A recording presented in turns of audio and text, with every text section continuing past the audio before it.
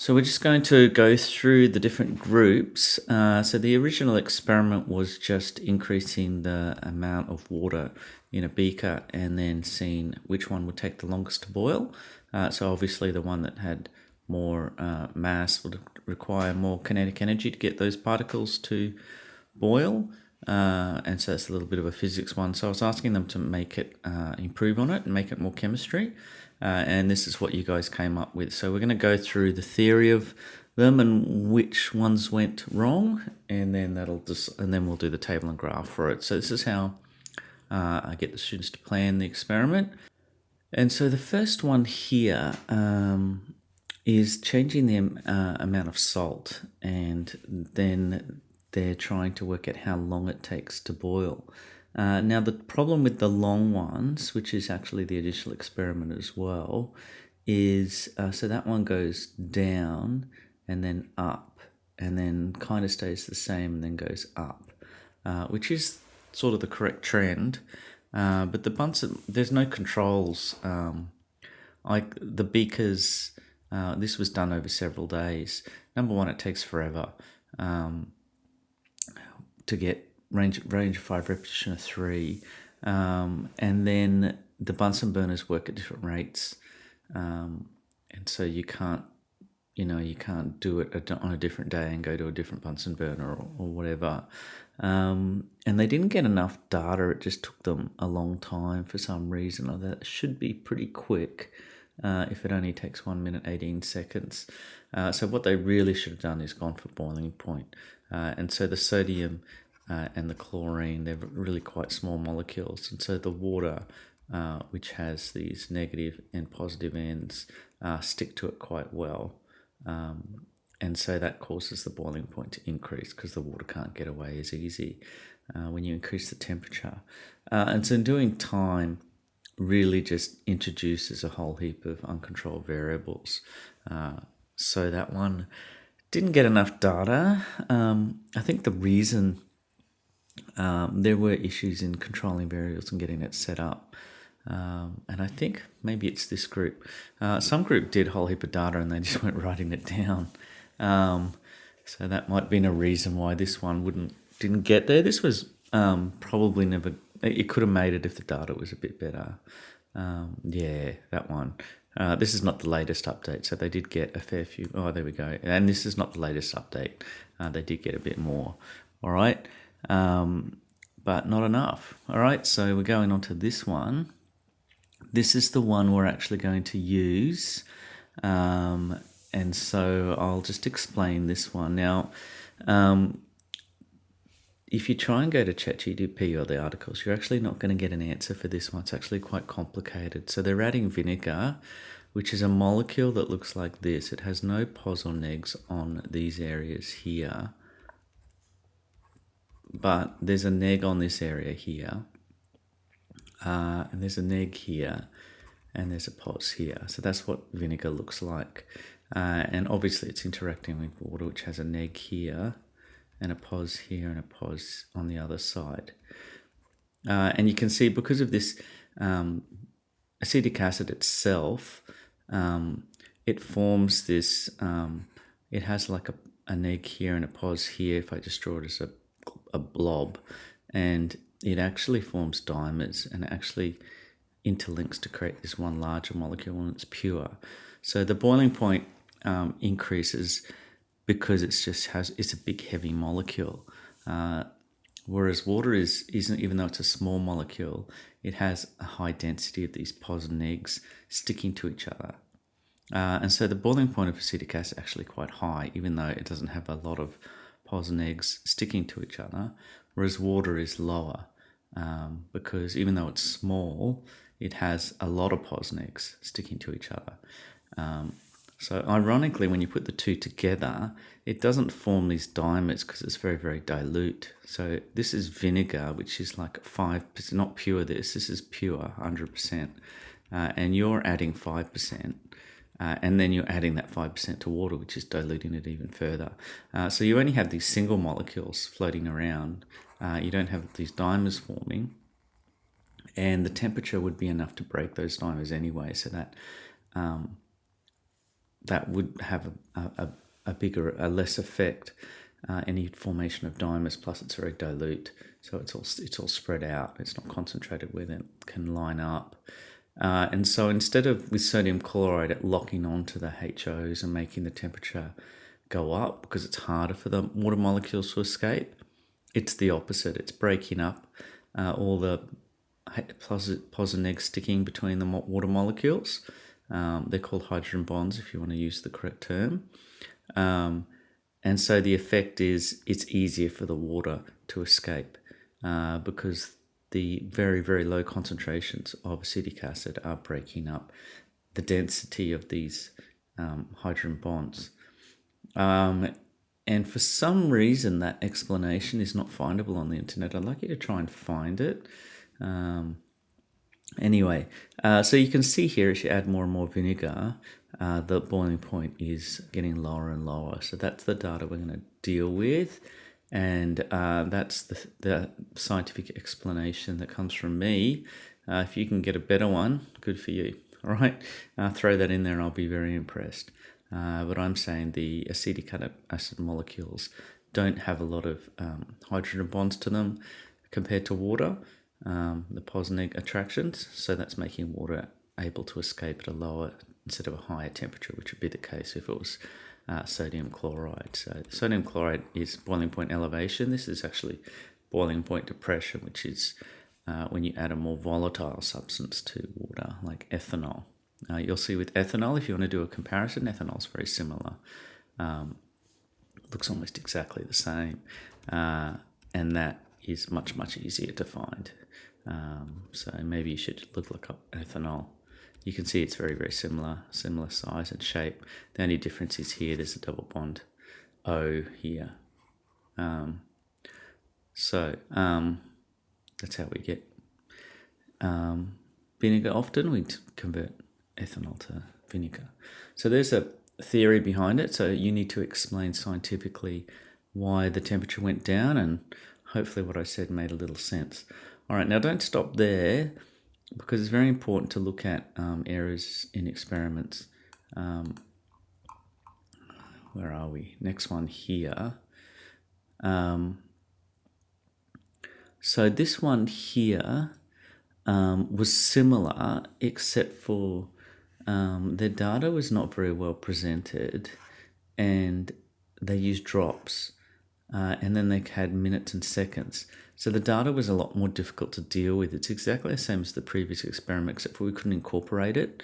So that one, they lost out because of that. So we're just leaving that one as it is. This one I like the most. Unfortunately, they just did one trial at a time. They should have just set up like 3 trials. Instead of doing just 5 beakers, they should have set up 15 and got it all done in 1 hour.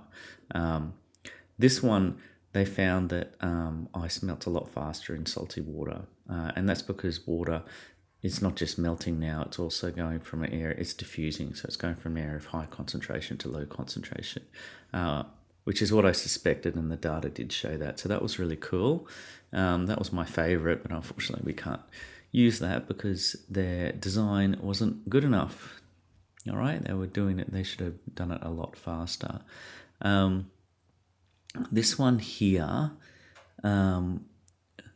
was the same, changing the vinegar, but again, the way they decided to measure it was time, and it was extremely inconsistent. Even the gauze itself, sometimes the gauze is a little, has gaps in there. The distance, the different shaped tripods, the different shaped size beakers, how much water did you put in there? That wasn't actually stated between these 3 groups now. That one says 20 mils of water. That might have been at my review. So, yeah. And they took like 4 minutes per, by the time they set up and clean up, 4 minutes is too long. All right. So, why were the vinegar people so lucky? Because the vinegar was causing the boiling point to drop, so it was taking quicker. So they could get it to happen quite quickly. Whereas those adding the salt it was taking longer. So their trials took way, way longer. So the vinegar people got lucky. And some groups just had trouble planning and executing everything themselves because they were always told what to do. So that's a good thing for doing this. Okay, now this one here also takes too long. 10 minutes, 11 minutes. What were these guys doing? They were seeing how long it took for all the water to disappear, which isn't a bad thing. We were aware of the safety and not letting it completely dry out. When it got close to drying out, they stopped, so it didn't get too hot and then it could crack. But look at those times. Ouch, 10 minutes, 7 minutes. Yeah, they couldn't get it done. They could barely get 1 or 2 things done per lesson. Okay, so that's a big issue about speed. You have certain time limits. Okay, so now we're just going to take that raw data. So I've already put it there, and you can grab this, and we're just going to process it. So we are going to look for an average, and then we're going to look for uncertainty. We're not going to take plus or minus 1. The temperature here is plus or minus 1, so I'll just add that in. Insert symbol, plus or minus. And we'll insert the degrees as well. Plus or minus 1 degree Celsius is what the instrument uncertainty is. Maybe it's plus or minus 0.5. If it went up in ones, it's half the smallest increment. You always reach half the smallest increment, but we'll leave it at 1. And you can see that there's a much bigger gap between there. So we're going to use something called absolute uncertainty of the mean to do our real uncertainty. All right, and absolute uncertainty in the mean is taking the values and taking the maximum of that value and the min. So we're taking the range and we're minusing it.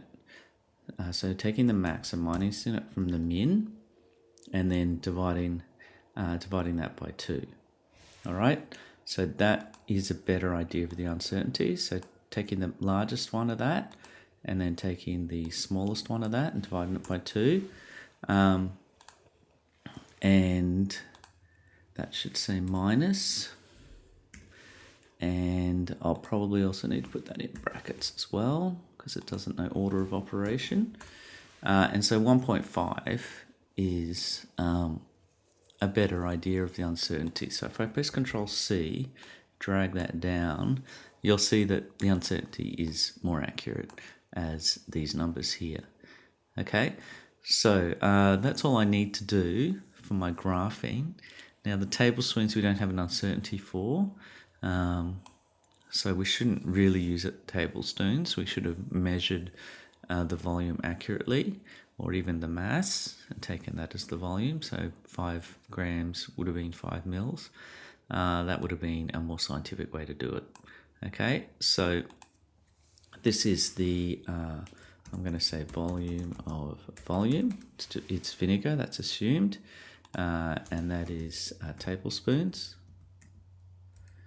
Teaspoons, I should say. Don't even know if TPS is teaspoons. I don't really care because you should never do that. So I'll just ignore that. And this is boiling point. So I think I've got everything in there now. So grab the whole lot. Put lines everywhere. All right. Center everything. Give these guys, make it clearer so the headings, bold the headings out. All right. Now here we merge that. We grab these ones and merge there, and we grab these ones and merge. Now I can't see everything still, so I'll try wrapping it. That's not enough. So I can just drag that out to make that larger. Okay, now average is this one here, and I don't want it to have the 1, so I drag that back. So that's my average, and it's to 1 sig fig. So because it's an average, I'll allow 1 extra sig fig, so you can tell it's not 94, it's 93.5, and plus our uncertainties are to 0.1 here, 0.5 here. So Control C, drag that down as well. And there are our values. So that's your data table. So I would copy and paste that into your report. Okay, now time to do the scatter graph. So it's this, hold down the left control button and then hold that and then grab those and then do insert scatter graph like that. Okay, and then you choose as many grid lines as possible. So choose a graph that has as many grid lines as possible. I don't like the fact that there's this huge gap here between 0. So I'm going to jump on this and let it start at 70. So go to here and go 70, and that'll make it a little bit clearer like that. Delete that out. Now you just copy and paste these. So grab that, press Control C. So the volume changes are down here, and grab that, press Control C again, and this one's Control V, I forgot to say, Control V.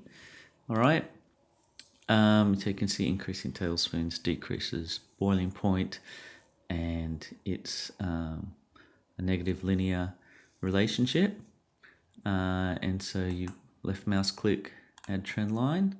So I want to know how well those points fit, so I put R squared on there, so as close as it is to 1 the better, and I want to see the relationship.